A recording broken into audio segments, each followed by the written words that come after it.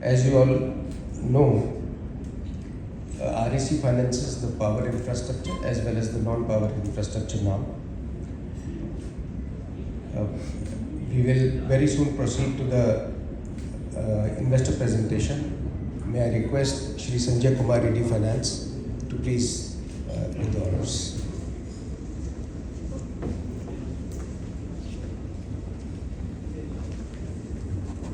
Good afternoon, everybody. So, we have divided the presentation into 5 parts: REC overview, operational performance, asset quality, borrowing profile, and financial highlights. So, in case we go to the REC overview, we have given the journey, key strengths, government's trusted arm, Maharatna status, foray into the infrastructure sector, shareholders outlook, and awards and accolades. So, REC journey started from the year 1969. It has already completed 50 years of existence. Our foundation day was just on 25th of July this year itself. And in 2023, in case we go to the main things which we did in the last one and a half years. So in 2023, we did the largest green bond of USD 750 million. That was the largest one by the Southeast Asian issuer, and first after the G20 presidency also.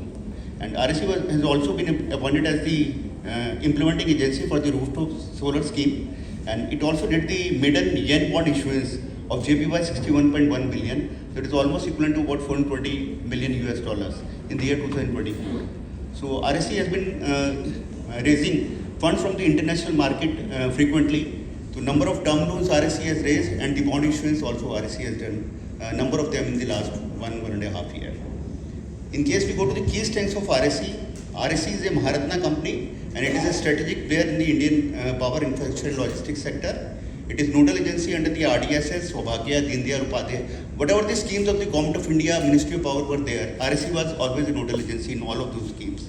It occupies a strategic position in the growth and development of the power and renewable energy sector, and it has the highest credit ratings from all the 4 major domestic rating agencies, that is AAA, and international rating at par with the sovereign rating, that is Baa3 for Moody's and BBB minus from Fitch.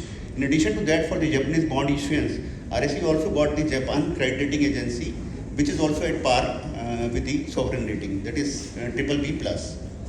It has the healthy asset quality with adequate provisioning coverage ratio, diversified asset base with robust access to diversified funding sources, and strong fundamentals and profitable business with stable margins leading to strong profitability. It is an experienced management team with sector expertise. So, as already I have told you, REC is the nodal agency in almost all whatever the schemes, the flagship schemes of the Ministry of Power are there. REC got the Maharatna status in the year 2022-23. So there are certain advantages. It is the top performing PSUs. It has been granted to the top performing PSUs, and REC is out of the 13 PSUs which have been accorded this Maharatna status. There are certain advantages which are associated with this. It gives the greater operational and financial autonomy, allows strategic investment by incorporating JV subsidiaries, etc., and accelerating growth and supporting Government of India's vision for power sector. REC has also forayed into the infrastructure and logistics sector in the year 2022, in the month of September 2022. So the various areas which are covered under this is health, metro, portways, waterways, airport, oil refinery, roads, highways, IT, infra and fiber optics, and steel infra. So in case we see the shareholders outlook, as on 30th June 2024, 52.63% of the shareholding is that with the PFC, that is the holding company, and FPIs and FIIs have been consistently holding more than 20% in REC. So at present their holding is 20.43%, and the corporate banks and mutual funds, etc., also holding about 10%. In addition to that, the individuals, HUFs, and the NRIs, they are holding about 11%. So there has been phenomenal increase in the REC share price in the last one and a half year. As on 30th June 2023, REC share price was 166.23 and increased to 525.4 as on 30th June 2024. So in case we see the REC is earning per share, that is 13.07, and on annualized basis it's 52.28, and the book value per share is 274.77. The total shareholders return during the last 1 year itself to the shareholders is 226%. That is without taking into consideration the dividend which has been declared today. These are the top 10 shareholders: the Power Finance Corporation, HDFC Balance Advantage Fund, Nippon India Coin Fund. So most of the mutual funds and the insurance companies are there. So who are holding this? In addition to that, Government of Singapore is also holding about 1.02%. RSC has been consistently high dividend paying company. The total dividend which was declared by RSC in the year 2024 was 160%, and today RSC has declared first interim dividend of 3 rupees 50 paise per share. So number of awards and accolades RSC has got. As far as corporate governance is concerned, RSC gives a lot of importance to that, and it has also been awarded the PLAKE Award under the financial service sector by the Institute of Chartered Accountants of India for excellence in financial reporting for the year 2022-23. So number of other awards are also there which have been given to RSC under the renewable sector and best employer in the diversity and inclusion, sustainability champion editors award, and for the year 2023-24 RSC is amongst the 20 most profitable companies as per the BSE and Money Control.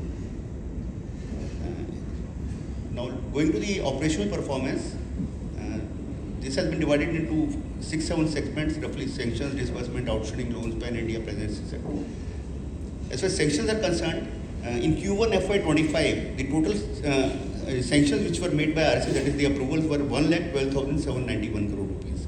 As compared to the corresponding period of the last year, it was higher by 24%.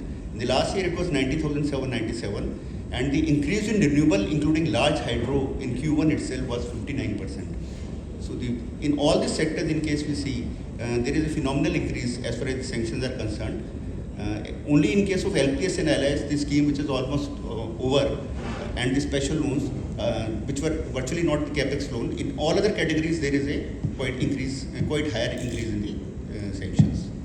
As far as the disbursements are concerned, this is the highest first quarter disbursement which have been made by the RSC, and the total amount of disbursement which were made was 43,652. Logistic core, that is 13%. In case we see the outstanding loan composition, the state constitute about 89% and private about 11%. And out of that, generation conventional constitute about 1,47,913, that is about 28%, and renewable including large hydro 42,936, that is 8%, and transmission 9%. The share of the renewable in the total loan composition is increasing. In the year 2023, as on 30th June 2023, it was 6%. Now it has increased to 8%. So there are infrastructure, logistic also 13,004. This is the component. The main thing to emphasize here is that the increase in loan book over the previous year is 17%. As on 30th June, in case we see the period of 1 year before that, that was 17%. Now also it is 17%. So virtually it is maintained at about 17%. So this we are able to maintain for the last 2-3 years. RSC has Pan India presence. We have lent to almost all the states. We are lending to 28 states, and the amount which has been lent to the state sector is 4,70,653, that is 89%, and private sector borrowers 59,086, and the total loan outstanding is 5,29,739. In case we see the outstanding loans, major borrowers, these we have mentioned here: the Tamil Nadu Generation Distribution Company, Maharashtra. These are all state sector borrowers. And the main thing to mention here is that there is no NPA in these top 10 accounts in the entire history of RSC from the year 1969 itself. And we have a well-diversified asset portfolio with top 10 borrowers accounting for about 37% of the outstanding loans, and none of the top 10 borrowers account for more than 7% of the total loan book.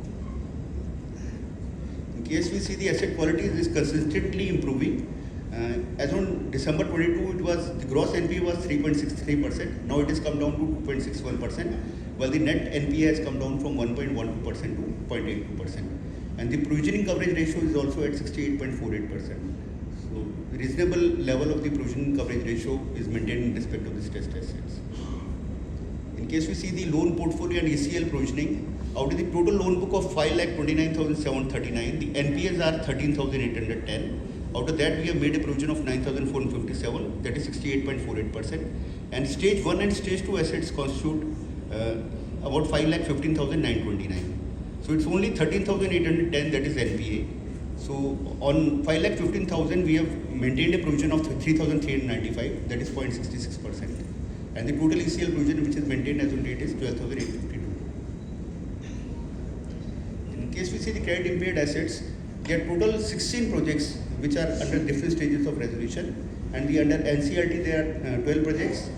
These constitute 12,262 crore, and the 71% provision has already been made. In the past, we have seen that in all the cases which are under NCLT where resolutions are happening, there are substantial write-backs that are happening. So in current year also we are expecting that most of the assets will be resolved and there will be write-backs in respect of almost all the assets. And rupees 1,542 crore is the resolution which is pursued outside NCLT. Two of the states assets in Nagai Power and Lanco Mercantile with aggregate amount of 2,775 crore rupees. The resolution plan has already been filed with NCLT and we already know. We see the credit ratings already mentioned that we have the rating at par with the sovereign rating as far as the international rating is concerned from Moody's, Fitch and Japan Credit Rating Agency, and domestically we have the highest credit rating from all the four major rating agencies, that is CRISIL, ICRA, CARE and India Rating. In case you see the outstanding borrowing profile, the total amount which RSC has borrowed through different ways of sources is 4,58,794 crore. And the institutional bonds constitute 1,93,000 crore rupees, that is about 42%. And the foreign currency borrowing, including the FCNR-B loans, constitute about 31%. 54 EC capital gains tax with exemption bonds 9%, and tax-free bonds and infra bonds about 2%, and term loans for banks and financial institutions 16%. And the foreign currency borrowings account for about 30% of the outstanding borrowing as on 30th June 2024, as compared to 29% as on 31st March. 99% of this borrowing which we have made, and that is hedged up to the maturity. And the cost of borrowing which we are having in respect of this outstanding borrowing in respect of foreign currency borrowing is about 6.54%, which is much lower as compared to all other sources of borrowing which we are making. The total funds which RSC raised in first quarter was 46,831, and out of that 51% was to the foreign currency borrowing. And during Q1 FY25, RSC also availed the SACHE covered green loan for 60.536 billion Japanese yen. That was first of its kind collaboration between an Indian government entity and SACHE from Italy virtually, with participation from banks across Asia, USA and Europe. In case we see the key financial highlights, the total income stands at 13,037 crore rupees, and vis-a-vis the first quarter of the last year, it is 19% higher.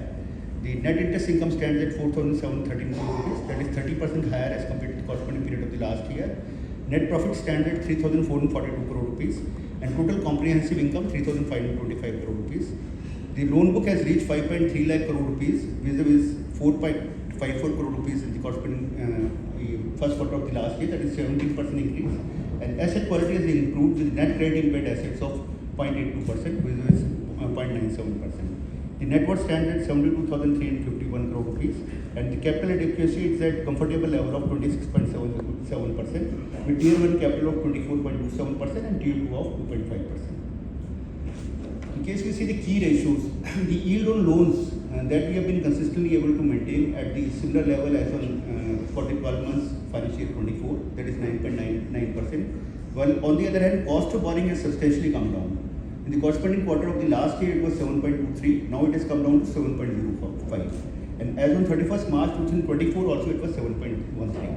So from 7.13 also it has come down by 8 basis points. As a result, the interest rate has improved to 2.94, net interest margin to 3.64, and return on net worth of 19.51. The interest coverage ratio is 1.54, and debt equity ratio is 6.27. That is also quite comfortable. This is standalone profit and loss and balance sheet which we have given. So virtually in this particular quarter, there is no new NPA which has been added, and for the last 10 quarters, there is no new NPA added. The only increase in respect of the provisioning which we have made in this particular quarter, that is about 472 crore rupees, that is the provision which has been made. That is on a prudent basis that we have maintained a provision in respect of the stage 1 and stage 2 assets. My colleagues on the dais, Shri V.K. Singh, Director Project, Shri Harsh Parveja, Director Finance, Shri Sanjay Kumar, ED Finance, the independent actors present, Mr. Narayan Tirupati ji, all the officials of REC, and my dear friends from media. I am happy to share with you that REC has maintained the growth trajectory which we have started, which we had embarked 2 years back. In the FY23, our loan book had increased from 3,85,000 crore to 4,35,000 crore, marking an increase of 13%. But in the last financial year, FY24, our loan book increased from 4,35,000 crore to 5,09,000 crore, registering a growth of 17%. So we had committed to our investors when we had announced the annual results of FY24 that we are targeting growth trajectory varying from 15 to 17% in the next 5 to 6 years by the year 2030. And we are targeting to double our loan book to about 10 lakh crore by the year 2030. I'm happy to share with you that in the first quarter of the current financial year, we have been able to maintain the growth trajectory of 17%. Our loan book has increased by 17% to about 5,30,000 crore. We have also been able to reduce our net NPA. Our net NPA, net credit impaired assets, have been reduced to 0.82% as compared to 0.86%, which was there at 31st March 2024. And if we compare as on 30th June last year 2023, our net credit impaired asset was about 0.97%. We are committed to become zero net NPA company by the end of this financial year, because all the assets are under advanced stage of resolution as made in the presentation. Our 16 assets are there, which are there. Out of 16 assets, 7 assets are heading towards liquidation. That process is going to be completed. We have already made 100% provisioning in respect of those assets which are heading towards liquidation. Remaining assets like Sinnar Thermal Power Plant in Nasik, KSK Mahanadi and Hiranmaye project. These 3 operating assets are there where bidding process has commenced, and we are quite hopeful that we'll be able to resolve these 3 operating assets, and we are expecting a good amount of write back from this resolution of these assets. Our total sanctions have gone up by 24% if we compare with Q1 of last financial year. Last financial year in Q1 we had sanctioned about 90,797 crore.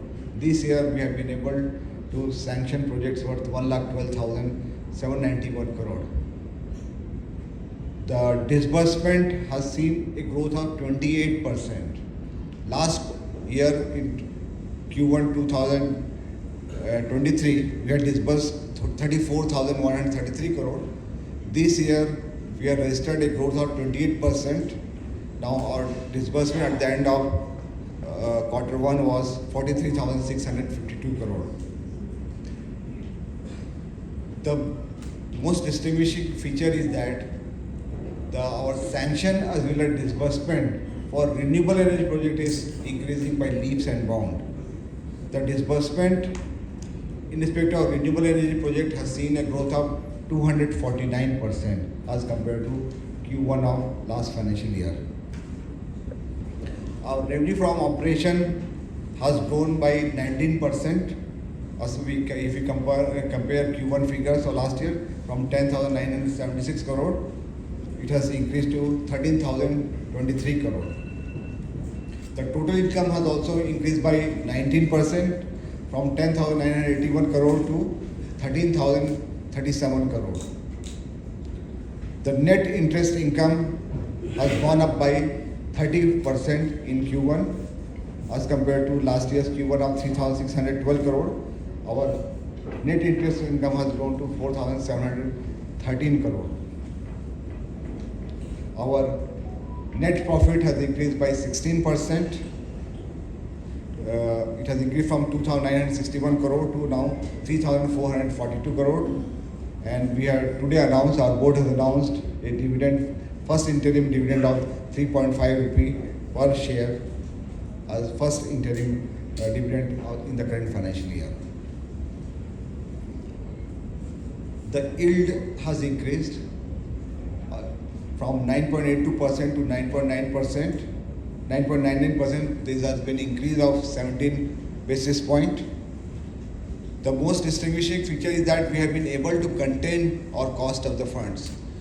As compared to Q1 of the last financial year, the average cost of fund last year Q1 it was 7.23%. It has gone down by 18 basis point to about 7.05% in Q1 of current financial year. We have also been able to increase our spread from 2.59% of Q1 of 2023 to this year's spread has increased by 35 basis point to about 2.94%. The net interest margin has increased by 36 basis point from 3.28% to 3.64%. Our return on net worth is about 19.51%. The market capitalization in Q1 has increased by 219% from 43,356 crore. The market capitalization at the end of 30th June was 1,38,348 crore. And as we are talking, till yesterday our market capitalization has increased to about 1,65,000 crore. We would like to assure our investors that we'll be able to hold on to our spread of more than 2.9% and net interest margin which we achieved at 3.64%, that also will be able to hold on.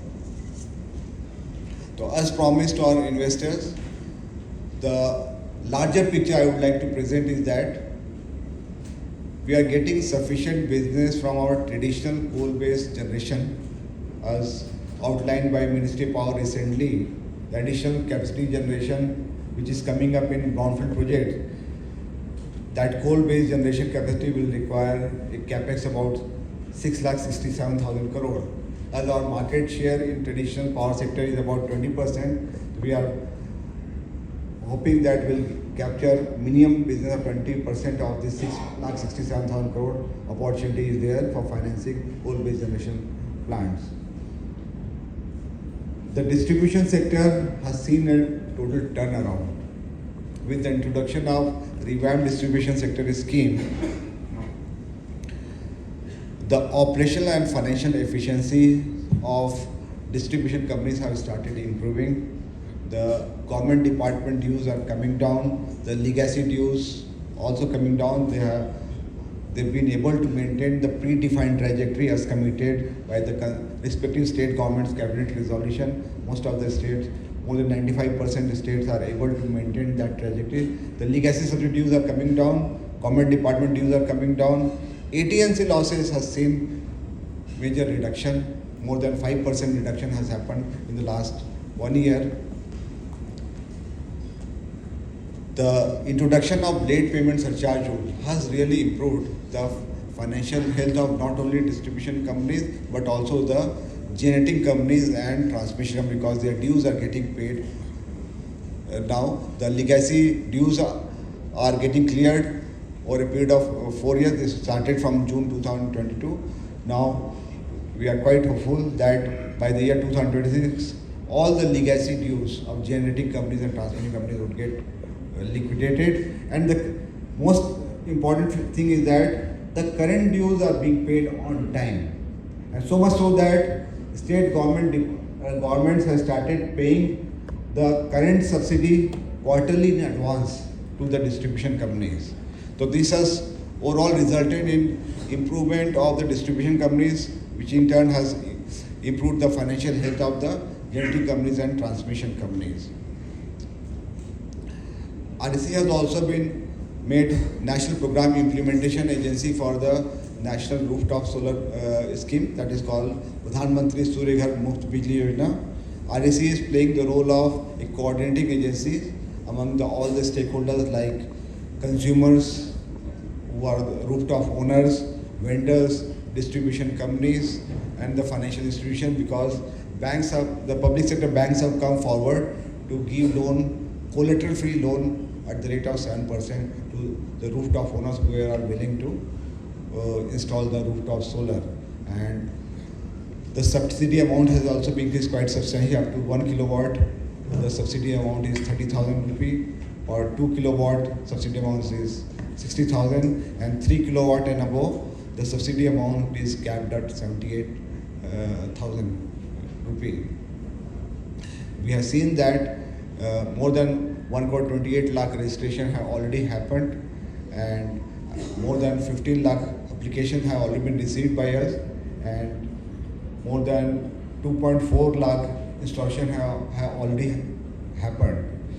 Our effort is that there are certain teething problems with regard to operation of the national portal, that we are working closely in coordination with Ministry of New and Renewable Energy and the distribution companies, and the portal related issues are getting resolved as expeditiously as possible.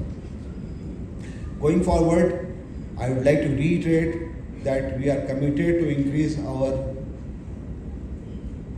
loan book to 10 lakh crore by the year 2030, and out of this 30% will come from our renewable energy portfolio. With this word, let me conclude by this address, and we are open for question and answers now. Just sanctioned more than it is estimated about 40,000 crores, and it is up by 59%. So it is not clear to me where the project is going on and what the sanction you just made it. This pertains to the renewable energy project, including large hydro projects. Last quarter one in FY24, we had sanctioned project worth 24,000 crore. This financial year, we have been able to sanction 39,655 crore. That is indicating an increase of 59%.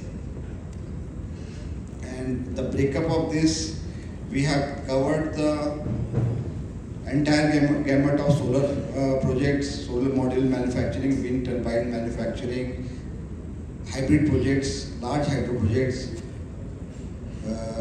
pumped storage projects, green hydrogen, green ammonia projects, all entire gamut of renewable energy projects we have sanctioned. Thank you very much, sir. My question goes on, solar energy is supposed to be in the technology innovation steps ahead. So how far your CSR or innovation in solar energy cells have you contributed? If not, are you making any headway? Because solar energy can go around to different villages in different forms, whereas hydro is very cheap, maybe 0.40 paisa or something like that, but it cannot reach unless until transmission wire is there. So how far you are there in the solar cells innovation according to CSR? Department of Public Enterprises gives us the thematic area where we have to take up CSR projects. As per Department of Public Enterprises, we are supposed to take up our 60% of activities pertaining to the health and sanitation aspect. We have not taken up any project for this solar cell innovation. No such project has come forward to us, but we are more than willing any such projects come, innovative projects come for improving solar cell module, will more like to support them through our CSR activity.